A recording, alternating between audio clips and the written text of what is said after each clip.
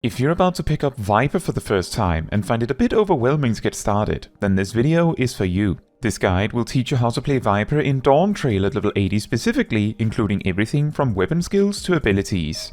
This guide will not really cover role actions, as they don't directly affect your attack rotation in a meaningful way. However, take note that they are helpful defensively and practically in each their own way, when used situationally.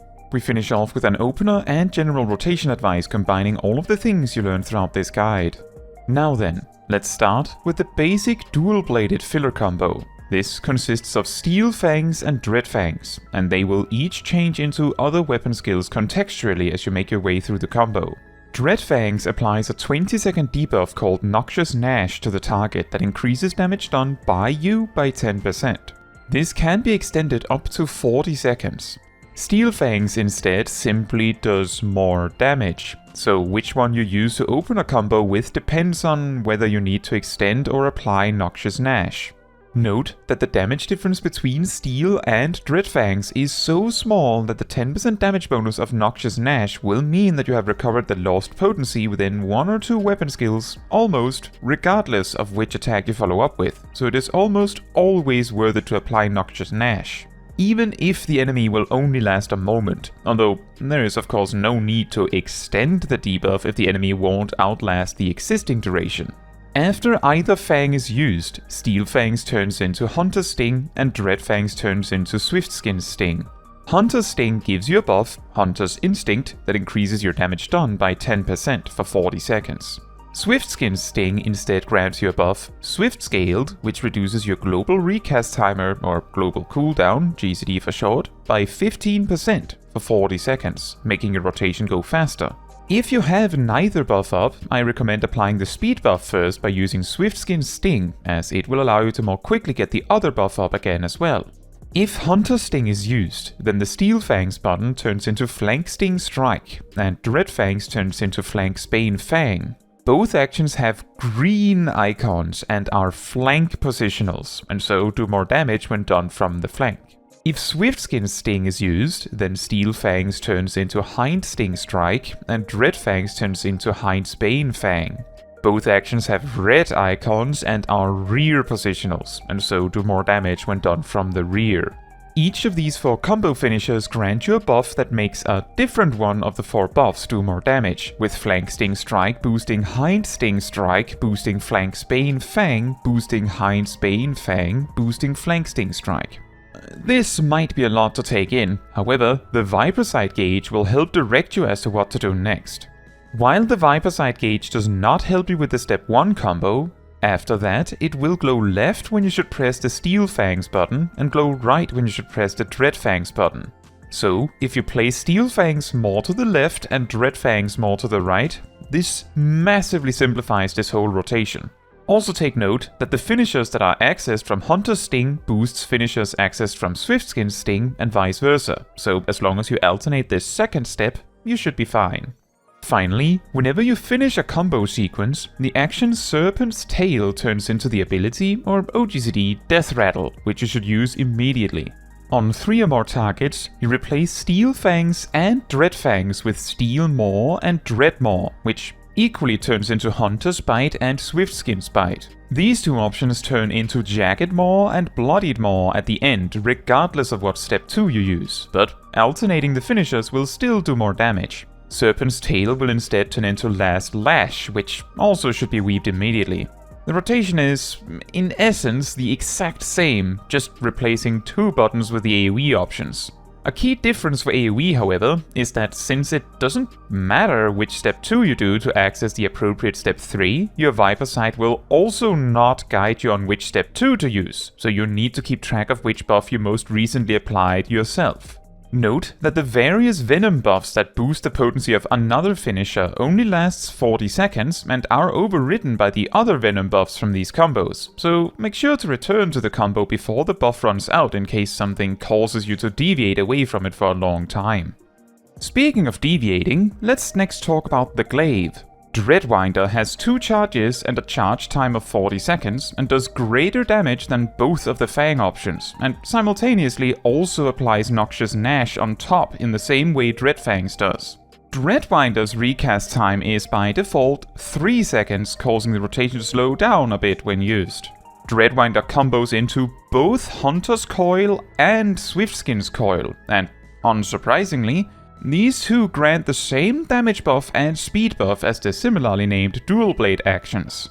Hunter's Coil is also a flank positional, and Swiftskin's Coil is a rear positional, and using one combos into the other, meaning you can use Dreadwinder, Hunter's Coil, Swiftskin's Coil, or Dreadwinder, Swiftskin's Coil, Hunter's Coil, as you prefer.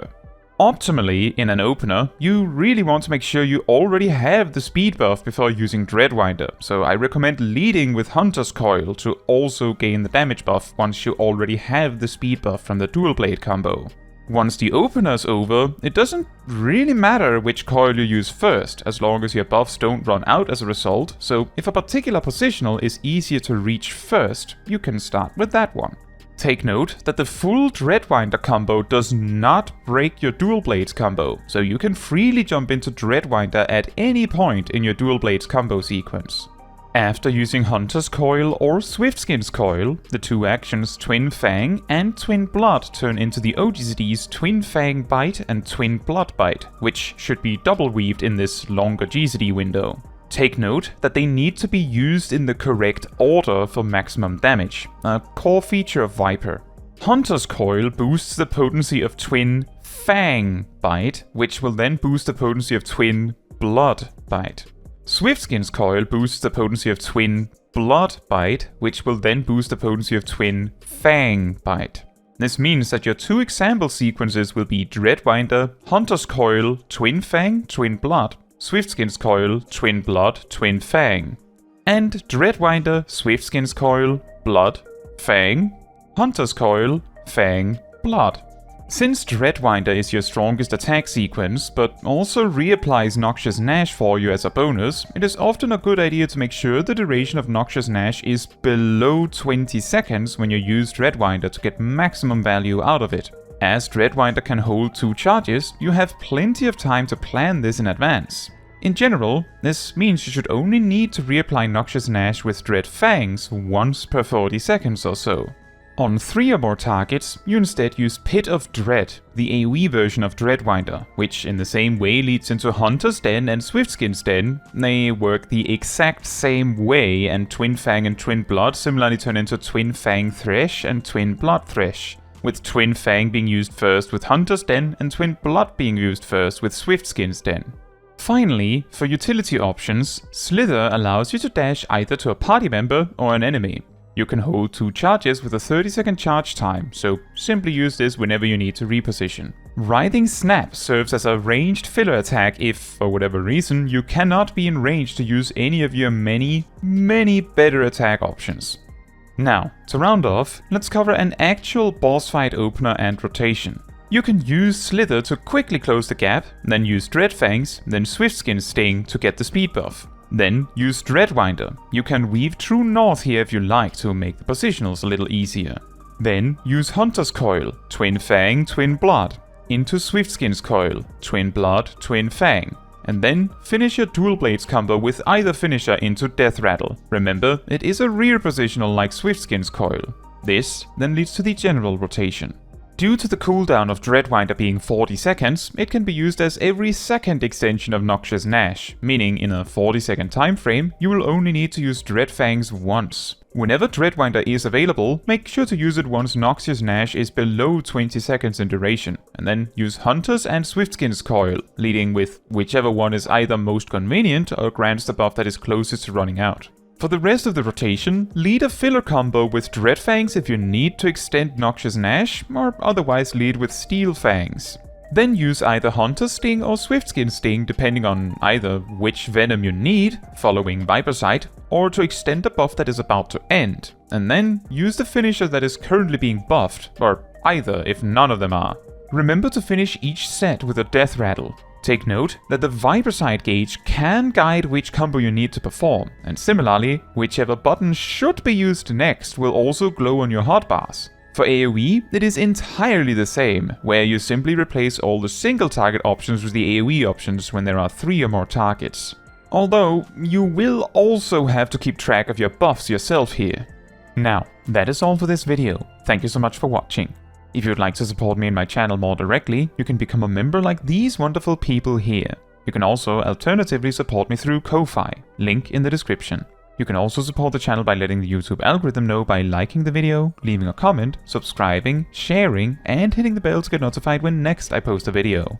Fun fact, Viper combines many aspects from a selection of other melee DPS jobs, with a damage increasing debuff just like Reaper's Death design, and alternating positional finishers buffed by mixing them up, like Gibbet and Gallows. From Samurai, it takes a damage boosting and speed boosting buff to be maintained by Step 2 combos.